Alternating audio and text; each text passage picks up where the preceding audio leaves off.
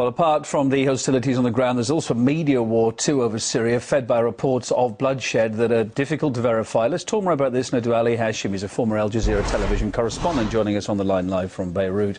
Ali, hi there. You claim to have witnessed covert efforts by your former network to support the opposition in Syria. We have reported on this before. Bring us up to date, though, briefly. What did you mean by that? Remind our viewers. Actually, as everyone knows right now, I resigned like a month ago, and that was because of the channel's way of covering the whole Arab Spring, precisely the situation in Syria and Bahrain.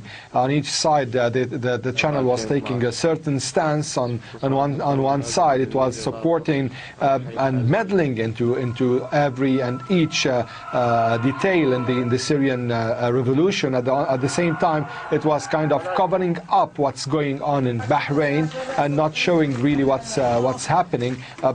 Here also we can differentiate between the Arabic and the English channels because each one was taking a kind of a different approach. But this was in general the reasons why I left, because there was kind of lack of professionalism, and at the same time I felt as a journalist that I'm really pushed to do my job for the sake of a certain state's agenda, which is Qatar. Yeah, Ali, as a seasoned journalist, were you surprised by the scale of what appears to be happening here? How widespread were these efforts that you're talking about?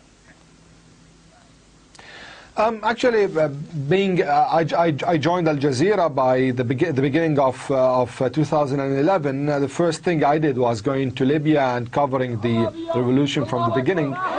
You know, things were going on smoothly and normally. You know, it was the first experience in such places. I mean, revolutions, because I've covered wars before, but not a revolution. But you know, when we came back from Libya, and after all what we saw over there, it was, you know, covering the Syrian crisis, and here things started to be clearer and more, you know, blatant. So you know, we went to the borders between Lebanon and Syria, and it was normal that we should say what we are saying. Over there, it was obvious that there were militants entering from the Lebanese borders to Syria and clashing with the Syrian army that was actually away from the borders like 3 kilometers. At that time, we were able to spot these militants, and we took some footage of those people. And later on, the channel refused to air these pictures, and I was asked to forget about these militants, and I was asked to leave the whole area back to Beirut. And Ali, the channel was also, please correct me if I'm wrong, was also, I gather, helping the rebels, the opposition, get their message back to the station. How were they doing that? Actually, you know, there are several ways and means. By the way, everyone who has his own agenda have the right to do whatever he wants, as far as he's saying that he is serving a certain agenda. You're not going to say I'm a professional, I'm unbiased, impartial, for whatever objective, and at the same time you're serving an agenda. What happened that, you know, they were helping the rebels. It's what the government wants. It's what Qatar wants, to enter some, you know, those beacons, some satellite, you know, communication tools and apparatuses. So they were entering them, smuggling them into Syria from the borders from Lebanon, as I knew from, you know, people with us in the organization where I used to work, in the media outlet that I used to work for. One of the people who was given like $50,000 at the beginning of the revolution to smuggle a so-called, you know, they called a beacon, which is used for satellite communication in order to show the picture from inside. So this is one of the things that the channel, you know, did in the beginning of the revolution. Okay. I said it's their right to do whatever they want, you know, as far as they're saying that they are serving a certain agenda. All right, we've heard your allegations there, but I mean, more generally, what effect does media coverage have on events like we've seen unfolding in Syria? How's it affecting the Syria conflict? How's it helping it unfold or not?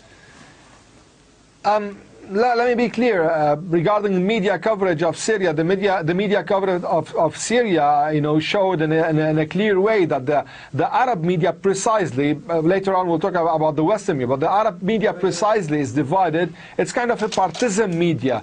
Each party have his own media that is showing part of the reality. I can say it's not a matter of lying to people, rather than showing half of the reality and then leaving the other half. And this is, what the agendas want. So the problem is people are being misled by media in a way or another on both sides. I'm not saying on one side. On both sides, people are being misled by media. On one side, it's kind of concentrating on showing that the army is killing people and civilians and innocent people, etc., etc., etc., without showing that there are militants also fighting the army and killing also civilians from the other sides, those who support the Syrian regime. At the same time, the official media also was trying to show that there were only militants who are fighting the regime, and there were no people who are asking for freedom and reforms in the country. Ali, thanks for taking the time to be on the programme. Ali Hashim, journalist and former correspondent with Al Jazeera Television. Thank you.